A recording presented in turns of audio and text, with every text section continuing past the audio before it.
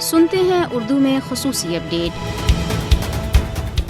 بھارت کے غیر قانونی زیر قبضہ جموں کشمیر میں نامعلوم مسلح افراد نے سری نگر میں 2 اساتذہ قتل کر دیے۔ مقتول اساتذہ کی شناخت ستیندر کور اور دیپک کور کے طور پر ہوئی ہے۔ یاد رہے کہ نامعلوم افراد نے بدھ کے روز سری نگر میں ایک معروف کیمسٹ مکھن لال بندرو کو بھی قتل کر دیا تھا۔ کل جماعتی حریت کانفرنس، میر وائز عمر فاروق کی سربراہی میں قائم حریت فورم اور دیگر آزادی پسند تنظیموں اور رہنماؤں نے بھارتی فوجیوں اور خفیہ ایجنسیوں کے حمایت یافتہ نامعلوم مسلح افراد کے ہاتھوں معروف کیمسٹ مکھن لال بندرو، ستیندر کور اور دیپک کور کے قتل کی شدید مذمت کی ہے۔ انہوں نے کہا کہ قتل میں بھارتی خفیہ ایجنسیوں کا ہاتھ ہے تاکہ مقبوضہ علاقے میں مسلمانوں اور اقلیتی برادریوں کے درمیان خلا پیدا کیا جا سکے۔ کل جماعتی حریت کانفرنس نے کہا کہ مودی کی فسطائی بھارتی حکومت نے بھارت کے مختلف حصوں سے تعلق رکھنے والے غیر کشمیری ہندوؤں کو لاکھوں ڈومیسائل سرٹیفکیٹ جاری کر کے جموں خطے کو بے توقیر کرنے کا اپنا مذموم ہدف حاصل کر لیا ہے۔ انہوں نے کہا کہ مودی حکومت اب وادی کشمیر کے اکثریتی اور اقلیتی مذہبی گروپوں کے درمیان ایک خلا پیدا کرنے پر تلی ہوئی ہے اور پھر اپنی فوجی طاقت کے بل پر مقبوضہ علاقے میں آبادی کے تناسب کو تبدیل کرنے کے اپنے مذموم منصوبے پر عمل کرے گی اور بندرو کا قتل اسی سلسلے کی ایک کڑی ہے۔